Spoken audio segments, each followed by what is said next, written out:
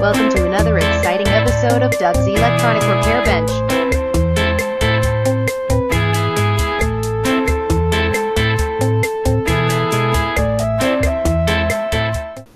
Hi, afternoon YouTube. Here with you this afternoon to share with you some work I'm doing on the Marantz 2120.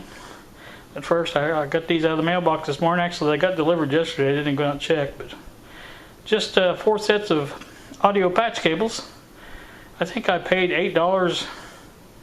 It was less than $10 shipped, so these are not the best quality obviously, but they'll do for what I use them for. So I just wanted to show you that. I thought that was a pretty good buy. So alright, back to the workbench.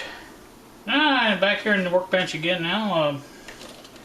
Basically I'm going to take and I was going to go ahead and unsolder all that and get that cover off, but I got to thinking about it. There's 1, 2, 3, 4. These two are the ones for the channel. This one works. That's the input to that filter. This one doesn't. What I'm going to do is unsolder these two leads here and check, make sure the solder is not the problem. There could be a cold solder joint. There's no sense in taking the whole thing off if that's all it is. So I think that's what I'm going to do. I've got my soldering iron heating up as we speak, and what I'll do is I'll bring you back and show you a little up close of the connection once I get the solder off. I'll use my solder sucker if I can find it back here somewhere. Okay, and I did something off camera. I took the ohmmeter on here and checked to see if there's any continuity between either one of these, and there is no continuity between either one of those. So there has to be a capacitor in there somewhere. So it could be open, could be bad, could be a lot of things, and it could be the solder joints, you know. So we will find out here in a little bit. So I'm going to leave the camera roll, and I may make some comments, I may not, I don't know, it just depends. I almost thought about just taking and getting everything out of the way here, but I didn't. Also, let me show you this. This is the schematic, and the all the pieces that I cut up trying to trace this out. And like I said, all the red lines was me trying to trace them. I got arrows on them and things like that, but I tell you, that was a mess. But it did get us to the problem, so it's all worth it. Let's see if the soldering iron's heated up. Looks like it might be. Alright, I'm going to go ahead, and I've got the solder removed from both of the connections. I'm going to just test it again.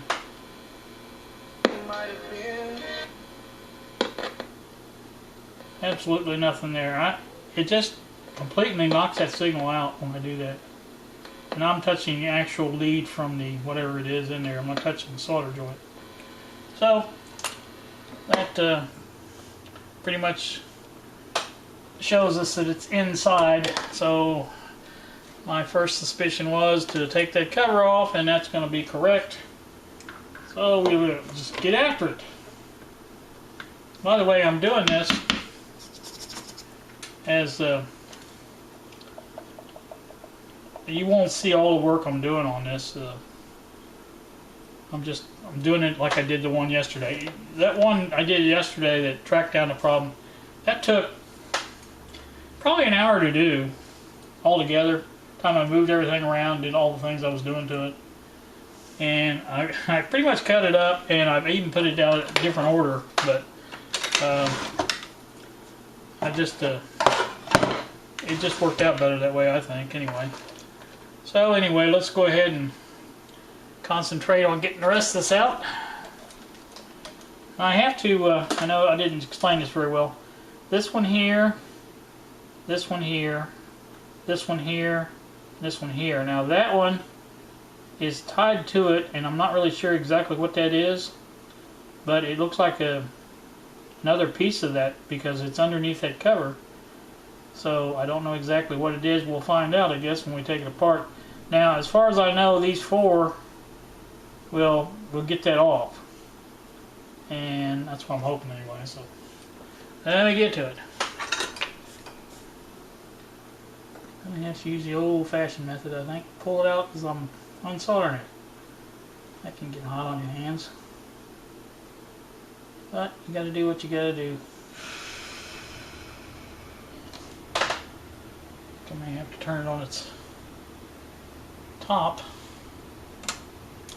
Do got this better.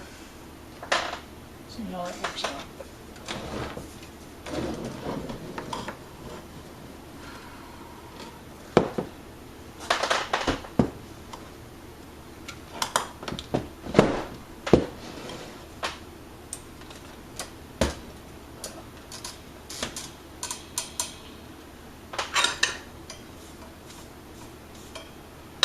Try a little solder on there, see if that helps in it.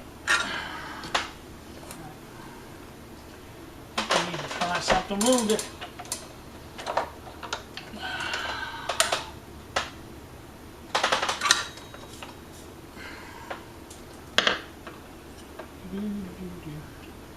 That is one stubborn cover.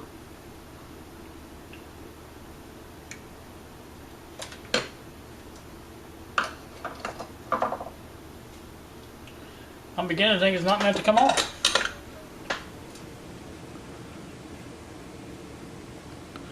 Alright, what you're looking at is L301. That is it. As you can see, it is a big plastic hunk. I guess I'm going to have to take it the rest of the way out. Didn't really want to do that, but not much I can do with this. So, Terry, you may be SOL on this if I can't find one of these or can't get this apart or whatever. Not really good. Not good at all. Let me get it out and see what I can find out about it. So, be right back with you again. Well, there's what it looks like. Obviously there's something to it. I don't know if I can get this black cover off or not, but if I can't, there's not a lot I can do with it. You know what I'm saying, there's just not much you can trace the little traces out, make sure they're all connected, but they just more to it than I thought. I'm hoping maybe I can get that apart. I'm sure it's glued in there some way, but I think an X-Acto knife around the edge here may be able to pop it open. I don't know. We'll see. But until I can either get this open or find a replacement, we are SOL. So that's just a little update there. I am going to take a break now. I've been working at this for, let's say, almost 2 hours just to get this out. That aluminum cover or metal cover was a true bear. You wouldn't think just 4 little tabs like that would be that hard to get out, but it was. Basically what I had to do was heat up each one from the bottom and then push on it with a screwdriver after I got it well heated, and it would go down just a hair.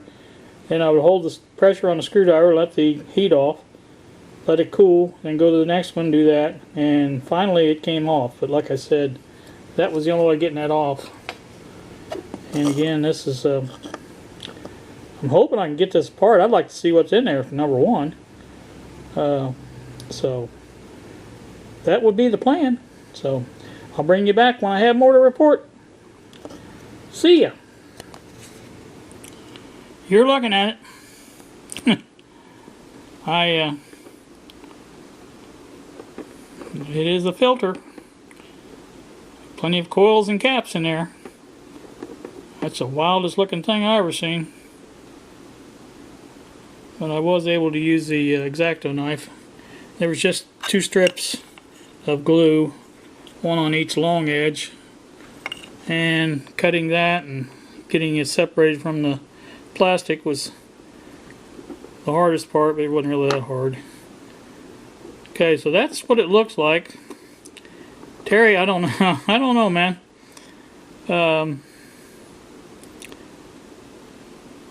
You know, I'm pretty good at tracking things down, but geez, oh Pete's. I don't know. I can follow it for a certain way, I think, and see what happens. I don't know if it's the coil or a capacitor that's out of it. It's one or the other, obviously. I don't think those coils are, I mean, unless the wire is just that thin, it would burn. And two, with that little signal on it, that signal is not strong enough, I don't think, to burn up a coil. I wouldn't think. There's something in between there, it looks like. Not really sure what that is, I can't see. Alright, focus a little bit. It may just be something supposed to be. Those look closer. These two on the end, on this end here, look closer than the other two, obviously. So there's a gap there on that one. There isn't a gap there. I wonder if it looks like that on the other side. Yeah, pretty much the same. Camera would focus and stay focused. Alright, well,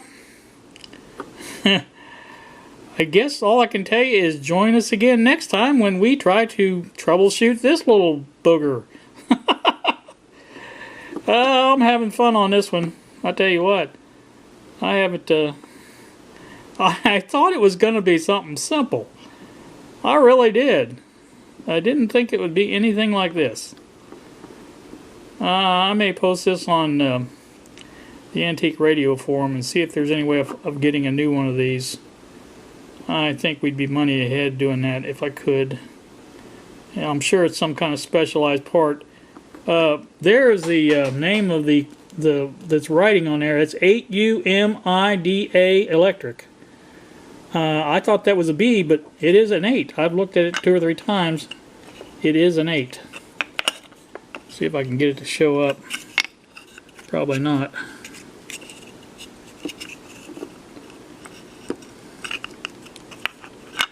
There we go. I don't know if there it is. It's 8UMIDA Electric.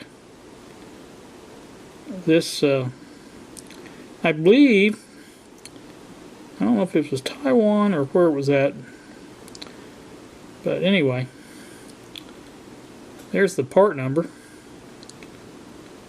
I'm going to put that in too, see if I can find anything on that.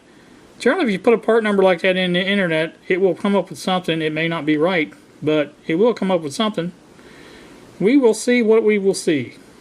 If I find out before I post this, I'll put it in the description or something. I'll add something to it and find out if I can source one of these or not. So that's where we're at, guys. I never would have expected it. Alright, I'm going to add this to this video. I put that strange name in, beginning with an 8, and this is what came up. It is a Taiwanese company, and they do specialize in coils and coil related products, so I'm assuming this is where that came from.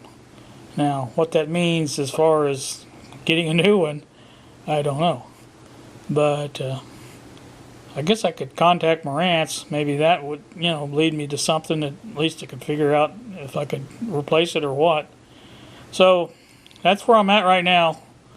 I haven't actually put that number in, so I may do that later on and check to see. So right now I think I'm going to go ahead and upload this and, like I say, get this word out and see what y'all got to think about this. So again, have a great day. Thanks for watching.